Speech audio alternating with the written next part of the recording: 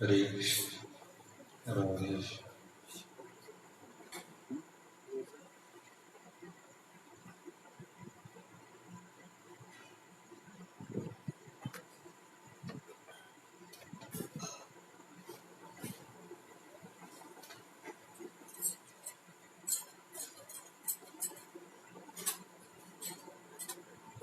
હરે કૃષ્ણ હરે કૃષ્ણ કૃષ્ણ કૃષ્ણ હરે હરે હરે રામ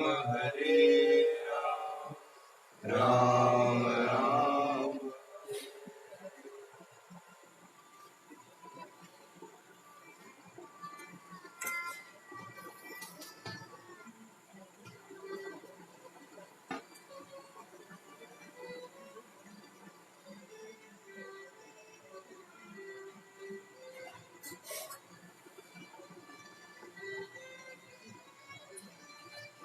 હરે કૃષ્ણ.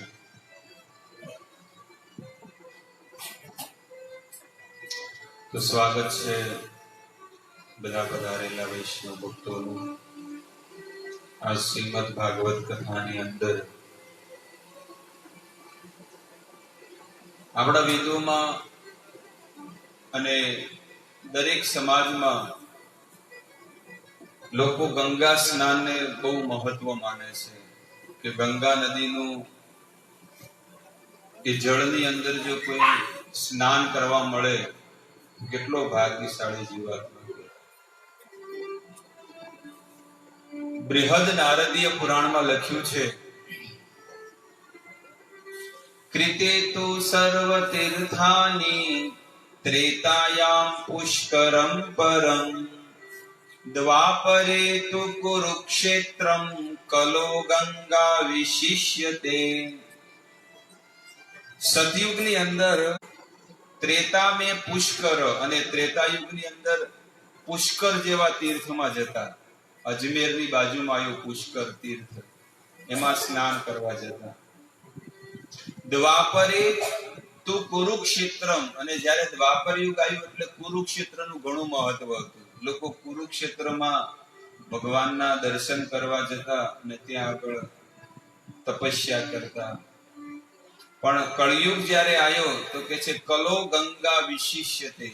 કળિયુગની અંદર લોકો વધારે, તમે જુઓ કોઈ બી જગ્યાએ જાત્રા નીકળતી હોય, ગંગાજી જવાનું છે કે હા તો મારું નામ લખી દો. કેમ? કારણ કે અહીંયા શાસ્ત્રમાં પહેલેથી લખેલું છે કે કલો ગંગા વિશિષ્યતે. બૃહદ નારદીય પુરાણમાં લખ્યું છે કે કળિયુગમાં ગંગા નદીનું સ્નાન કરવું એ સર્વશ્રેષ્ઠ ઉત્તમ વસ્તુ છે. અને જે ગંગા નદીમાં જે સ્નાન કરે છે એ પરમ પવિત્ર જીવાત્મા હોય તો જ સ્નાન કરી શકે, ન કે ના કરે, ના કરી શકે. પદ્મ પુરાણમાં લખ્યું છે ગંગા સ્નાનની મહિમા શું છે. સવા સવા સુરા સર્વે ગંગા દ્વારમ મનોરમમ સમાગત્ય પ્રકુર્વંતી સ્નાન દાનાદિકમ મુને. ઇન્દ્ર સહિત બધા દેવતાઓ આ મનોહર ગંગા દ્વાર એટલે કે હરિદ્વારમાં આવીને સ્નાન કરતા હોય છે. 33 કરોડ દેવતાઓને જ્યારે રજા હોય ને, આપણે નહીં શનિવાર રવિવારે રજા હોય તો આપણે કે ચલો જઈએ, તો આ દેવતાઓ પણ શું કરે, રજાનો સમય હોય કે હવે આરામ છે કે ચલો આપણે થોડા પિકનિક માટે જઈએ, તો એ લોકો ક્યાં આવે? હરિદ્વારમાં આવે. બધા પોતાના ફેમિલી સાથે, પરિવાર સાથે આવે અને 33 કરોડ દેવતાઓ એ ગંગા નદીમાં સ્નાન કરે, અવગાહન કરે. સ્નાન તથા દાન આદિ કરતે હૈ. દેવતાઓ પણ હરિદ્વારમાં આવીને ગરીબોને દાન આપે, સ્નાન કરે, બ્રાહ્મણોને વસ્ત્ર આપે. આ પદ્મ પુરાણની અંદર આ લખેલું છે કે ગંગાની કેટલી મહિમા છે. હજી પણ પદ્મ પુરાણમાં લખ્યું છે, ગંગાભ્યમ શિખરમ યસ્તુ સીમિતમ સર્વ પશ્ય ચ પ્રાપ્નોતિ મૃત્યુ કાલે તુ સબગચ્છત પરમં પદમ. પદ્મ પુરાણમાં લખ્યું છે કે જે જ્યારે એનો મૃત્યુ હોય અને સરસો એટલે કે રાઈના દાણા જેટલું પણ ગંગા જળ એના શરીરને સ્પર્શ થઈ જાય, જે મનુષ્ય મૃત્યુ સમયે જ્યારે મરવાની ઘડી હોય અને થોડુંક પણ જો ગંગા જળ એના મુખમાં આવી જાય તો કરી લે છે. આ વેદોની અંદર લખેલું છે. તો આ બધા જે શ્લોક છે એ દર્શાવે છે કે ભગવાનની અને ભગવાનના ધામની કેટલી મહિમા છે કે એ ગંગાનું જળ કોઈ આપણને આપે, રોજ પીવું જોઈએ. રોજ થોડું કુપી આવે, કુપી ખબર પડે? કુપી આવે ખબર પડે? સાયકલમાં લોકો નોખે તેલ, એવું એની ભરી દેવાનું, એક બે ટીપા પી લેવાના. જો તેલ નોખતા હોય, માથું ઓળાવતા હોય, દર્પણ પાસે જ મૂકી દેવાનું, એટલે યાદ તો રહે ને. કે જો ખાખરાનો ડબ્બો હોય મૂકવાનો, એ તો યાદ જ રહે. નાસ્તા પાણીનો ડબ્બો હોય ત્યાં, ને કે જો ચાનો ડબ્બો હોય, ચાની ભૂકી હોય તો યાદ રહે, એના ઉપર મૂકી દેવાનું, એટલે યાદ રહે આપણને. તો આની બહુ મહિમા છે. એ ગંગાજળ જ્યારે આપણા શરીરની અંદર ઉતરે છે, એક ટીપું, એની કેટલી તાકાત છે ગંગાજળની અંદર. તમે આ સાધારણ જળ નળમાંથી ભરીને તમે છે ને બોટલમાં ભરીને મૂકી દો, અઠવાડિયા પછી કીડા ચાલુ થઈ જાય પડવાના. હું તમને એટલા માટે આ વસ્તુ કહું છું કે જળ કેટલું દિવ્ય છે. તમે 10 વર્ષ સુધી હંગરીને રાખો પણ એમાં એક કીડો નહીં પડે, એક કોઈ વસ્તુ નહીં થાય. એવું ને એવું ચોખ્ખું જળ અને એવું પવિત્ર જળ. એને આમ ગંગા જળની અંદર આમ નદીમાં તમે જુઓ તો ચોખ્ખું આરો પાર બધી વસ્તુ દેખાતી હોય. ગંગા નદીમાં કેટલી પવિત્ર વસ્તુ છે.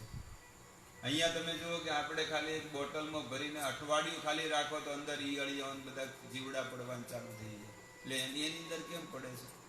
અને પેલું 10 વર્ષ સુધી તમે હંગરીને રાખો, ડબ્બી બોટલમાં ભરીને મૂકી રાખો, પણ એમાં કઈ વસ્તુ નહીં થાય. કેવું બધું શાસ્ત્રમાં લખેલું છે કે વેદોનો કેવો તમે જોઈ લો. આ ગંગા નદીની આટલી મહિમા છે, ગંગા મૈયા. કારણ કે વિષ્ણુ પાદોતકમ, એ ભગવાનના ચરણોથી આ ગંગા નદી નીકળે. ગંગા નદીમાં સ્નાન કરવું જોઈએ. આગળ લખેલું છે બ્રહ્મ વૈવત પુરાણમાં, ગંગા પ્રાપના તો સંગેન સ્નાતિ ચેત મલલો નર મુચ્યતે સર્વ પાપેભ્ય પુનર્યદિ ન લિપ્યતે.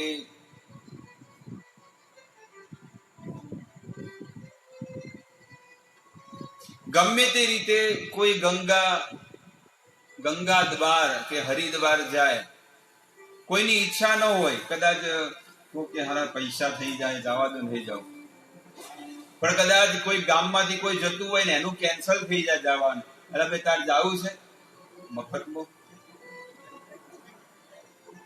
અહીંયા આગળ શું લખ્યું છે? આનુષંગિક રૂપ છે. એટલે કે કદાચ કોકને 6 મહિનાથી વિચાર કર્યો હોય, 1 વર્ષથી વિચાર કર્યો કે મારે ગંગાધાર જવું છે, હરિદ્વાર, પણ છેલ્લે એના ઘરમાં કોઈ પ્રોબ્લેમ આવી ગયો, મોત પડી ગયો, કઈક ને કઈક પ્રોબ્લેમ આવી ગયો, એટલે બીજાને કે તો કે એને ઈચ્છા તો ઘણી હતી પણ પૈસા કે મફતમાં કોક લઈ જાય જવું, એમને ના જવું.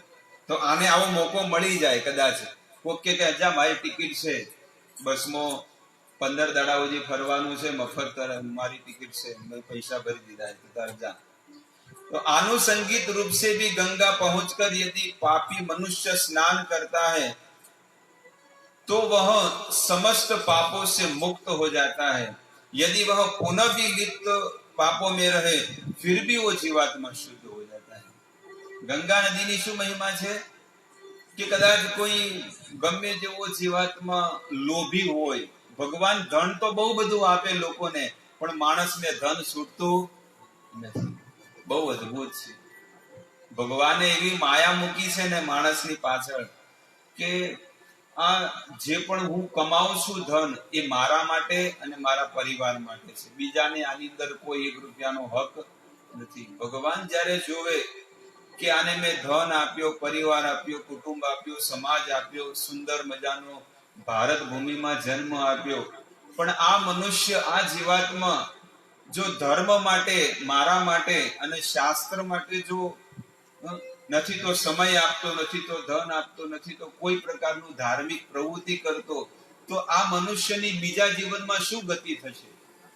આ જીવનમાં તો જે થઈ ગઈ, પણ આવનારા જીવનમાં આની શું ગતિ થશે?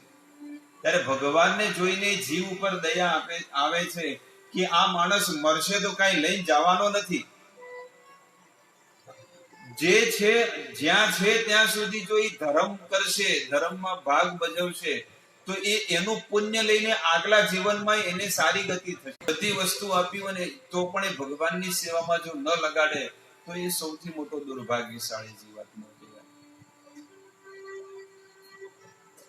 એટલા માટે શાસ્ત્રમાં લખ્યું છે કે જ્યારે પણ આપણી પાસે ધન હોય તો એ ધનથી ભગવાનના ધામમાં જવું જોઈએ, તીર્થ યાત્રા કરવી જોઈએ.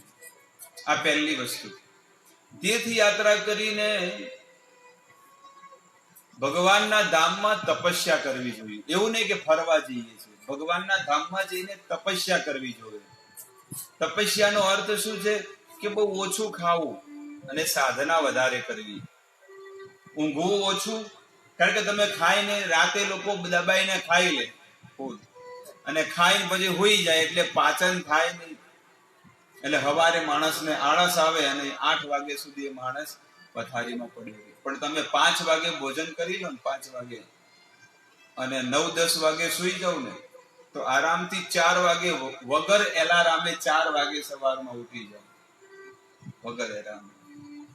અને તોય તમારે ઉઠાતું ન હોય ને, તો તમારી ઇન્દ્રિયોને તમારે ફોર્સ કરવો પડશે, દબાણ આપવું પડશે. પણ જ્યારે સવારમાં 4 વાગે વહેલા બ્રહ્મ મુહૂર્તમાં તમે જ્યારે સૂતેલા છો અને જેવો એલાર્મ વાગ્યો ને તમે ઊભા થઈ ગયા અને તમે ક્યાંક ધાબા પર બેસીને, ક્યાંક એવા ખુલ્લા વાતાવરણમાં, ખેતરમાં બેસીને તમે પ્રભુનું નામ લેતા હોય શાંત વાતાવરણમાં, એટલી ગેરંટી છે કે સ્વાભાવિક તમારું મન ભગવાનમાં લાગશે. અને એટલું મન લાગશે કે તમે એ જ આસન ઉપર તમે સાક્ષાત ભગવાનના દર્શન કરી નાખશો. તમને ઠાકુરજીના દર્શન થઈ જશે સવારમાં 4 વાગે. કેમ? કારણ કે તમે ઊંઘનો ત્યાગ કર્યો છે. મીઠી મીઠી ઊંઘનો ત્યાગ કરીને 4 વાગે પ્રભુનું નામ તમે લેવા માંગો છો. ભગવાન વિચાર કરે છે કે આવી મીઠી ઊંઘ માટે તો લોકો લાખો રૂપિયા ખર્ચો કરતા હોય, નથી કરતા? ડોક્ટર સાહેબ મને ઊંઘ નથી આવતી, કોઈક દવા આલો, કંઈક પાટલા ચડાવો, ગોળીઓ આલો, જે તમારે કરવું કરો, ઊંઘ નથી આવતી. શું કરવું હવે? ઊંઘ લાવવા માટે લોકો હજારો રૂપિયાનો ખર્ચો કરે. આને ઊંઘ આવે છે પણ શું કરે? ત્યાગ કરે છે. હવે પેલાને ઊંઘ ના આવતી હતી, એને માળા કરવાનું કોઈ નહીં કરે, કારણ કે મન લાગતું જ નથી, કીડીઓ કરડે અંદર, એનું પુણ્ય જ નથી તો. અને આ એક જીવાત્મા એવો છે કે જેને ઈચ્છા બહુ છે પણ શું કરે? ઉઠી નથી શકતો.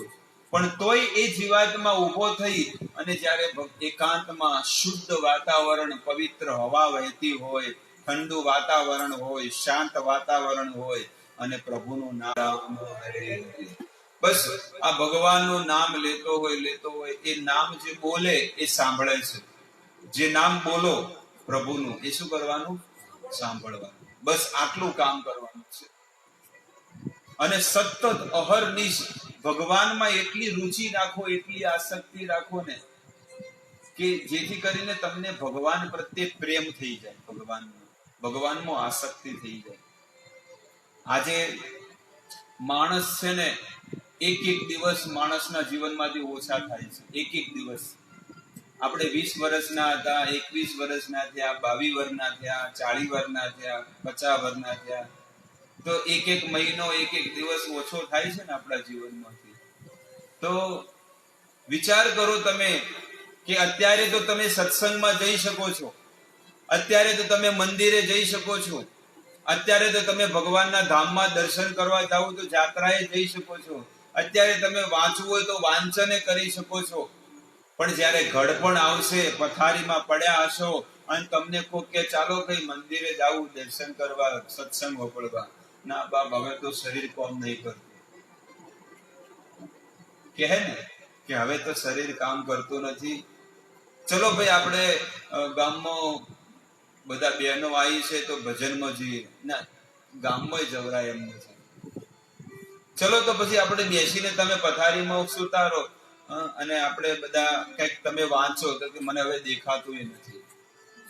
પણ માણસે જો જીવાત્માએ આખું જીવન પ્રભુનું નામ લીધું છે, આખું જીવન અહર્નિશ જો એને ભગવાનનું નામ લીધું છે ને, તો અંત વેળાએ પણ એને ભગવાનનું નામ યાદ આવશે. આ છે શાસ્ત્રની.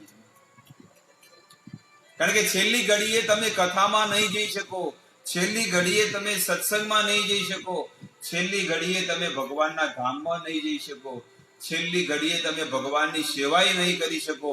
પણ પથારીમાં સુતા સુતા ભલે તમને કોઈ સહારો આપે કે ન આપે, પણ 108 મણકાની જે માળા છે એ મણકે મણકે જો તમે ભગવાનનું નામ પહેલા લીધું છે તો છેલ્લી ઘડીએ ભગવાનનું નામ યાદ આવશે. હવે આ છેલ્લો રિપોર્ટ આપી દીધો. અમે તમને ગંગાની મહિમા એટલા માટે કીધી કે ગંગા મૈયાની અંદર જો આટલી તાકાત છે તો ભગવાનનું નામ જો કોઈ પોતાના મુખથી લઈ લે તો કેટલો જીવાત્મા ફરી એનો પવિત્ર બની જાય. પછી એને ગંગા જવાની જરૂર પડે? ઘરે જ એને પ્રભુ મળી જાય, ભગવાન મળી જાય. એટલા માટે આ નામ ભગવાનનું બહુ, તમે ભગવાન તરફ આગળ વધી રહ્યા છો. આ દુખાલય જગતમાંથી ગાડી આગળ વધારવાની છે. અહીંયાથી તમારે પાલનપુર જવું હોય તો તમારી પાસે એક્ટિવા હોય, બાઇક હોય તો તમારે ગાડી છે ને ધીરે ધીરે ચલાવવી પડે. 20ની ઝડપે, 30ની ઝડપે. એટલે ધીરે ધીરે આગળ વધો એટલે ભલે તમને થાક લાગે પણ આગળ ધનિયાણા ગામ આવશે. એટલે એક બસ સ્ટેન્ડ આવ્યું એટલે તમને થોડીક રાહત મળશે કે ના ચલો આટલું તો થઈ ગયું. એક ગામડું તો પાર કર્યું, પછી આગળ જાઓ, ધીરે ધીરે આગળ જાઓ એટલે હજી ચોકડી આવે અને ચોકડી પર જયારે પહોંચો ને તમને બીજો થાકલો કે હાશ હવે છે ચોકડીએ તો પહોંચી ગયો છું. બસ સ્ટેન્ડ પાલનપુર સિટીમાં આવતા આવતા હવે ખાલી 2 કિલોમીટર છે. એવી રીતે તમે જો ઘરે બેઠા હોય ને ગાડીએ હોય પણ તમે ગાડીમાં બેહો નહીં અને ગાડીનું એક્સિલેટર ન આપો અને ધીરે ધીરે જો ગાડી ચલાવો નહીં તો તમે તમારા જે ગંતવ્ય સ્થાન તમારે પાલનપુર જવું છે તો તમે કઈ રીતે જઈ શકવાના છો? જેવી રીતે પાલનપુર જવું હોય તો એને કંઈક ગાડીનો સહારો લેવો પડશે અથવા તો ચાલતા જવું પડશે. થોડાક ચાલતા જાવ, કોકનો કૂવો આવે તો જઈને વિહોમાં ખાઈ લો અને પછી પાણી પીને કે હેડો તાણ હવે હળવે હળવે થોડો હેડું આગળ. વળી આગળ જાય એટલે વળી કોકનો ફોન આવે તો વળી બેહી જાય શાંતિથી. તો આમ વિહામો કરતો કરતો એ લોકો છે ને માણસ પહોંચી જાય.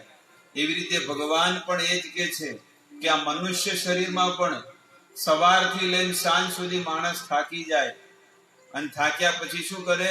વિહામો કરે. રાતે શું કરે? આવીને બસ આરામ કરે, વિશ્રામ કરે, થાકી ગયો એટલે. અને સવારે ફ્રેશ થઈ જાય, તાજો માજો થઈ જાય. તો જ્યારે ફ્રેશ થયો હોય ને એટલે એકદમ શરીર જેવું સ્ફૂર્તિ વાળું હોય અને જે મન છે ને શુદ્ધ અને પવિત્ર હોય. અને એ સમયે જો ભગવાનનું ભજન કરી નાખે ને 1 કલાક, અડધો કલાક, 2 કલાક જે સમય મળ્યો તો એનું કામનું છે. પછી કોઈ વિચાર કરે ના હવારમાં પેલા કામ ધંધો કરી લો અને પછી સમય વધે તો છેલ્લે પછી માળા કરીશું. એ માળા કરવા જાય પથારીમાં જઈને સુઈ જાય, બીજું કઈ કરે નહીં. માળા કરવા જાય, સત્સંગમાં આવે પણ એનું મન લાગે નહીં. મારું હજી તો વાહણ ગહવાના બાચી છે અને બાપજી ચોથી આવી ગયા છે. આવું આપણે મનમાં થાય. આનો ટીવી જોવાનો વિચાર હતો પણ આજ વળી સત્સંગ રાખ્યો. આમ તો મંગળવારે આવતા હતા વળી ચો વળી આજ આ વાર રાખ્યો, શુક્રવાર રાખ્યો. તો આ વિચાર નહીં આવ્યો હોય પણ વિચાર આવે ખરા અલગ અલગ કે હારું આજે હોય મળવા જવાનું હતું પણ હવે આયા અને આપણે ઘેર જ રાખ્યો તો હવે શું કરીએ. તો આવું ભગવાનના કીર્તન, ભજન, સત્સંગની અંદર જેટલો આપણને લાભ મળે એટલો લાભ લઈ લેવો જોઈએ. કે છે કરોડો રૂપિયા શાસ્ત્રમાં લખ્યું છે કે સ્વર્ણ મુદ્રાઓ આપીને પણ જો કોઈને એક ઘડીનો પણ સત્સંગ મળતો હોય તો એ જીવાત્માએ હસતા હસતા લઈ લેવો જોઈએ. અને આપણને વિના મૂલ્યે જો મળતો હોય, વગર સ્વાર્થે મળતો હોય અને ભગવાન માટે જો મળતો હોય એનો લાભ લઈ જવો જોઈએ. આવા દુઃખાલય જગતની અંદર કોણ આપણને ઉપાડે? કોણ ઉપાડે? બોલો. આ જગતમાંથી કોણ ઉઠાવીને સારી જગ્યાએ લઈ જાય? કોઈક ઝૂંપડામાં રહેતું હોય, હાવ હડેલું ઝૂંપડું હોય, વરસાદમાં એક ખાલી એમ પગ મારો તો તૂટી જાય એવા ઘરમાં રહેતું હોય અને આલીશાન મોટો બંગલો આપી દે રહેવા માટે મફતમાં, તો કોઈ જાય કે ના જાય? હા, એટલે તાપડિયું, પેલી ગુણી નહીં આવતી ઘઉંની બોરીઓ, એને શું કે? કંતાળ. શું કે? કોથળા. એ કોથળાના લોકો છે ને ઝૂંપડા બનાવીને રહે છે. તમે જોયા છે ક્યારે? અમે તો મુંબઈમાં ઘણા જોયા. બધા રેલવે ની આગળ છે ને બધા, હા, બધા છે ને ઝૂંપડા બાંધીને રહે. હવે એવો વ્યક્તિ હોય અને અસલ મજાનો આપણે પેલા ના આપ્યા, એવો મોટો બંગલો હોય તો આપી દીધો હોય તો મફતમાં રહેવા માટે, કોઈ રે ના રે? 3 માળનો બંગલો કે આ તમારા નામે, ચલો, તો પેલો કેટલો ખુશ થઈ જાય. એવી રીતે ભગવાન પણ એ જ કહે છે કે તમે આ દુઃખમાં શું કામ પડ્યા છો? બસ થોડુંક મારું ભજન કરી લો અને તમારા ખાલી આ મનને ચોખ્ખું બનાવવાનું છે. બસ કોઈ પ્રકારની ઈચ્છા મત રાખો, મન પવિત્ર રાખો અને બને એટલું લોકોની સેવા કરો. દરેકના હૃદયમાં હું બેઠો છું ભગવાન રૂપે. ભગવાન કહે છે ને, સર્વસ્ચ ચહમ હૃદિ સન્નિવિષ્ટો, હું દરેકના હૃદયમાં ભગવાન પરમાત્મા રૂપે બેઠો છું. આપણે નહીં કહેતા કે એના હૃદયમાં ભગવાન બેઠા છે? અને જ્યારે તમે એ જીવની સેવા કરો, એને ખાવાનું આપો, કપડાં આપો, કોઈ બી વસ્તુ આપો, તો તમે કોની સેવા કરી રહ્યા છો? ભગવાનની સેવા કરી રહ્યા છો. પણ એવું નહીં કે આપણા ઘરના સદસ્યો હોય તો એની જ સેવા કરો, કોઈ બહારનો કોઈ વ્યક્તિ આવે તો એની ન કરો. નહીં, બધાની સેવા કરવી જોઈએ. આજે જેટલા પણ સાધુ સંતો થયા, કોઈ પણ સંપ્રદાયના હોય, કોઈ બી સંસ્થાના હોય, પણ એ લોકો જીવો દયા માટે કેટલી મહેનત કરે. ગાયોની સેવા કરે, લોકો માણસોની સેવા કરે, ગરીબોની સેવા કરે, જોવે ને કપડા જોવે તેને લાઈન આપે, ધાબળા આપે, સ્વેટર આપે, જે વસ્તુ જોવે. લોકો નથી જોતા કે ગરીબો હોય જેને પગ ન હોય તો એને લાગે તો વ્હીલચેર આપી દે. કોઈને કોઈ વિધવા સ્ત્રી હોય તો એને આખા મહિનાનું કરિયાણું ભરીને આપી દે કે બાય તમારે ક્યાંય જવાનું નથી કમાવા, તમારે જે જોવે અમે આપી દઈશું. તો આ રીતે લોકો જ્યારે જીવોની ઉપર દયા કરે, કૃપા કરે, તો ભગવાન ઉપર બેઠા બેઠા જોવે છે કે લાખો ને કરોડો માણસો છે, પણ શું કામના? અબજોપતિ ને કરોડોપતિ કેવા કેવા માણસો પડ્યા હોય, પણ એને તમે કીધું કે ભગવાનની સેવામાં આપો તો એ નહીં આપી શકે. કારણ કે એ ધન ભગવાન કે છે પાપનું ધન છે. ભગવાન કે મારે નહીં ચાલે, મારે નહીં ચાલે. એનું ઉદાહરણ હું તમને આપું. દાખલો, સમુદ્રમાં કેટલું પેલું પાણી ભર્યું છે? સમુદ્રની અંદર કેટલું પાણી છે? 3 ગણું પાણી છે. પૃથ્વી 25% છે અને પાણી 3. પણ સમુદ્રમાં આટલું બધું પાણી છે, પણ કોઈને એક ટીપું મળે પીવા? કોઈ કામનું છે? એક ટીપું એ કામનું છે? એટલું બધું જળ છે પણ કોઈ કામનું નથી. પણ તમે જુઓ, આપણા ગામમાં એક ખાલી નેનો હેડ પંપ હોય ને, ખાલી એક કૂવો હોય, કૂવો, તો એ આખા ગામને પાણી પૂરું પાડે. એક નાનકડા કૂવામાં પણ કેટલું, એક કૂવો છે પણ આખા ગામને બધાને, કોઈ પણ તરસ્યા કોઈને રાખે નહીં, બધાને પાણી આપે. અને એટલું મીઠું અમૃત જેવું જળ, અને આખા ગામના લોકો એ પાણી પીવે. એવી રીતે શાસ્ત્ર કહે છે કે સમુદ્રની અંદર બહુ બધું જળ છે, પણ એક પણ ટીપું કોઈ પી ન શકે. પીવે તો એને ભાવે જ નહીં. ખારું લૂણ પાણી છે કે નહીં? પણ વાદળાઓ શું કરે? વાદળાઓ એ પાપ, પેલું શું કહેવાય કે જે પાણી જે છે ને ખારું છે, એને બધું શું કરે? ગરમીમાં તડકો પડે એટલે બધું એ પાણીને ચૂસી લે, અને વાદળાઓ શું કરે? એ પાણીને જે ખારું છે એને મીઠું બનાવી નાખે, અને મીઠું બનાવીને વરસાવે છે. એવી રીતે સંસારના લોકો, આપણા આચાર્યો કહે છે કે સંસારના લોકો પણ ધન બહુ કમાય, કાળો પૈસો કમાય, હરામનો પૈસો કમાય, અને બહુ અઢળક પૈસો બનાવે, પણ ભગવાનની સેવામાં આપે નહીં. અને એ પૈસો કઈ કામનો નથી. પણ જ્યારે એ ધન સાધુ સંતો એ લોકોની ઘરે જાય અને એને સમજાવે અને ત્યારે એ પાપરૂપી ધન એને લે અને એને ભગવાનની સેવામાં લગાડે. જેમ સમુદ્રમાં પાણી કાંઈ કામનું નથી, એવી રીતે આ સંસારના અબજોપતિ કરોડોપતિ માણસો હોય એનું ધન કોઈ કામનું નથી. અને એ ધનને લે છે અને એને સારી જગ્યાએ લગાડે, ભગવાનની સેવામાં લગાડે. અને જ્યારે ભગવાનની સેવામાં લગાડે ને તો એ પાપ રૂપી ધન પણ શુદ્ધ અને પવિત્ર બની જાય. જેમ પેલું સમુદ્રનું જળ હતું પણ કોઈ કામનું નથી, પણ વાદળાઓ શું કરે, એને લઈ અને સમાજની વરસાવે છે.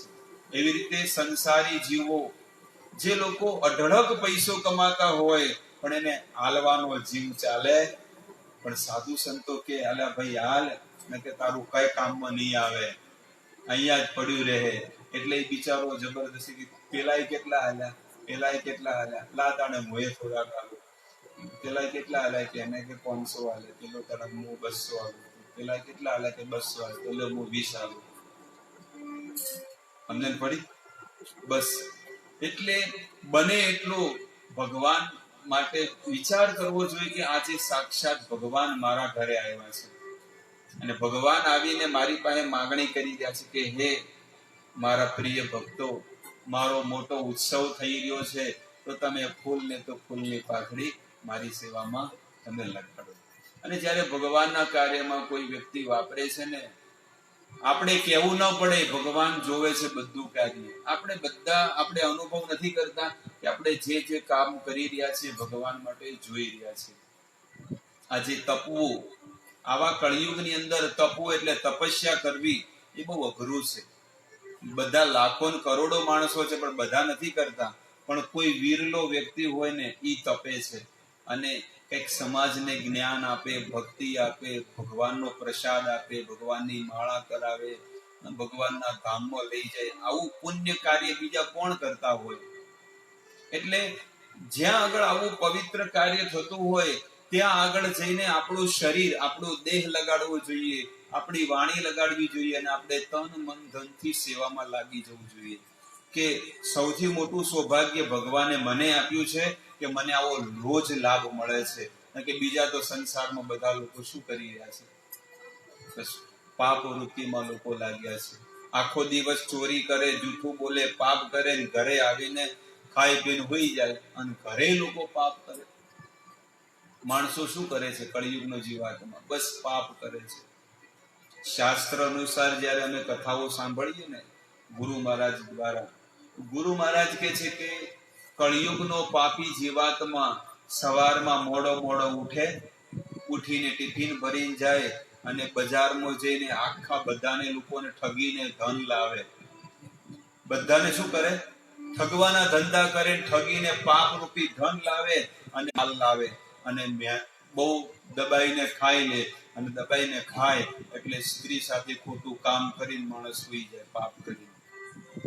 અને સવારે પાછો મોડો ઉઠે, નાયો ના નાયો અને ફરીથી પાપ કરવા જતો રહે. હવે દિવસે માણસ આવું જ જીવન જીવતો હોય તો એ ધર્મમાં ક્યાં લાગવાનો છે માણસ? વિચાર કરો. પણ પવિત્ર આત્મા હોય ને એ સવારમાં વહેલો ઉઠી જાય, વહેલો ઉઠીને મંદિરે જાય, ભગવાન માટે ફૂલ તોડીને લાવે અને ભગવાનને અર્પણ કરે. કોઈ ભોળાનાથનો ભગત હોય તો એમને જળ અર્પણ કરે, એમના નામનો જાપ કરે, પ્રદક્ષિણા કરે અને ગામમાં બધે જેટલા ચકલા હોય, ચબૂતરા હોય ત્યાં અન્નનું દાન આપે, ત્યાં દાણા અનાજ.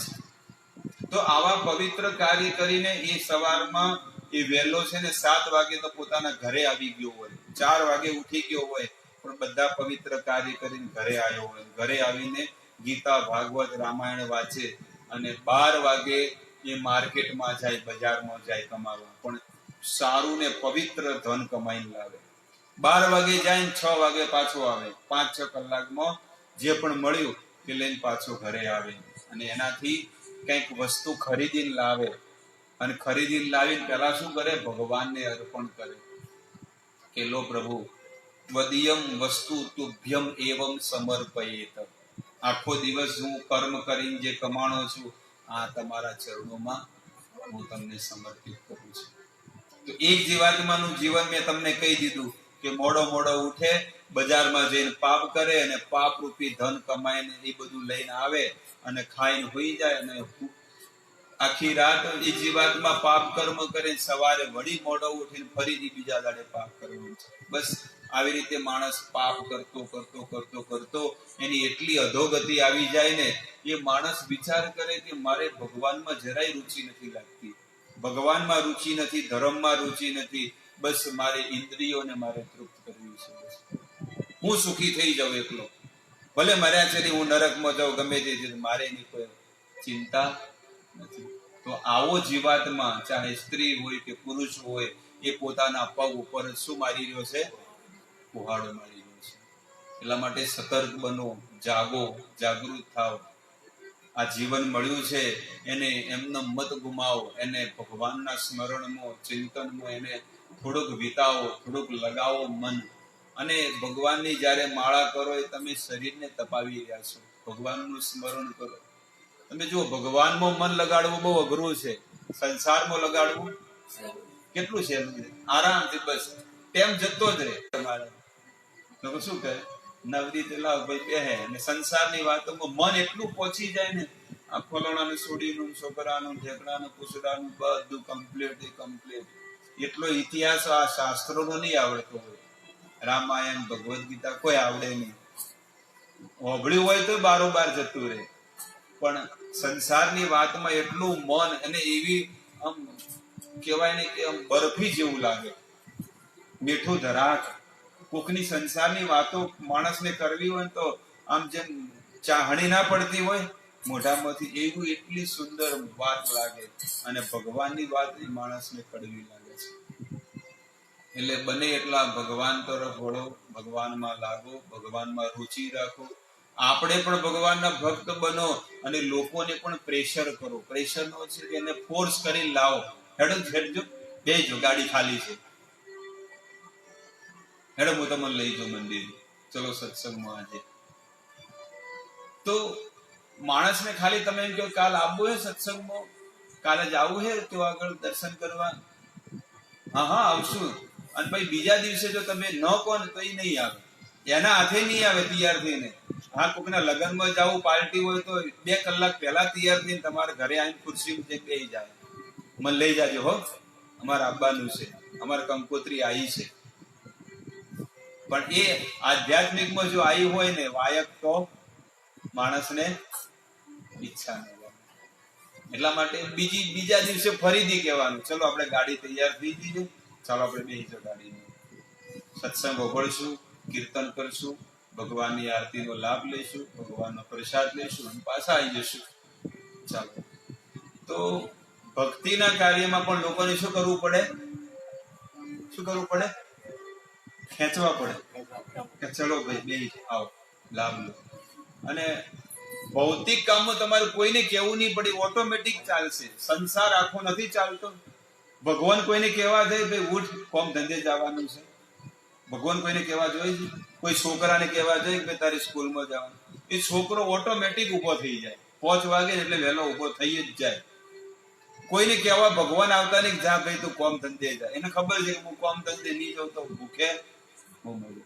એવી રીતે ભગવાન પણ એ જ કે છે, જો તમે શરીરને સુખી કરવા માટે આટલા ચિંતા રાખો છો તો આત્માને સુખી કરવા માટે કેમ ચિંતા નથી રાખતા? આત્મા તો બિચારો અંદર આમ જેમ પેલું દુખી માણસ કેવું હોય, ઘરડો વ્યક્તિ, એમ અંદર આત્મા છે ને હાવ દુબળો પતળો થઈ ગયો છે. સમજણ પડી? આપણે જે રીતે સત્સંગ થઈ ગયો છે ને એ રીતે કોઈ આત્માનું કલ્યાણ થવાનું નથી. ભગવાન હવે હું તમારું સ્મરણ કરું છું, તમારા ઘરે જ મારે આવવાનું છે, તમારી પાસે જ આવવાનું છે, પણ હું આ સંસારમાં બધો વેટાઈ ગયો છું. તો આ મોહ માયામાંથી મને છોડાવો અને હું તમારી સેવામાં લાગુ એવી મારી પર કૃપા કરો, મને એવા આશીર્વાદ આપો, જેથી કરીને હું તમારું ચિંતન કરું, સ્મરણ કરું. આ સંસારની ચિંતાઓમાં તમારી ચિંતા ને તમારું સ્મરણ મને થાતું. ત્યારે ભગવાન કે છે ઠીક છે, તને મારી ચિંતા છે તો હું તને એવું દુર્લભ વસ્તુ આપી દઉં કે જેથી કરીને તારે સંસારની કોઈ ચિંતા ન થાય. સુખદેવ ગોસ્વામી મહારાજ કે છે કે હે પ્રભુ, આ જગતમાં હું જન્મ તો લઉં પણ તમારી માયા મને સ્પર્શ ના થવી જોઈએ. તમારી માયા તો એવી છે ને કે ગમે દેવાને પકડી લે અને માયા છૂટતી નથી. એટલા માટે ભગવાન કહે છે કે મારી માટે કંઈક તમે કાર્ય કરો, મારું સ્મરણ કરો, સારા સારા મોટા મોટા ઉત્સવો કરો. જે રીતે ભગવાનના ઉત્સવો કોઈ સારા કરે તો ભગવાન પણ એ ભક્તના ઉત્સવ કરે છે. તો ગંગા નદીની મહિમા, ભગવાનના નામની મહિમા આજે આપણે સાંભળી કે ભગવાનનું નામ જો છેલ્લી ઘડીએ પણ જો કોઈ ભગવાનનું નામ લે ને તો ભગવાન એને લેવા આવે અને વૈકુંઠમાં એને પહોંચાડી દે છે. અહીંયા જ આ સત્સંગને આપણે વિરામ આપીએ.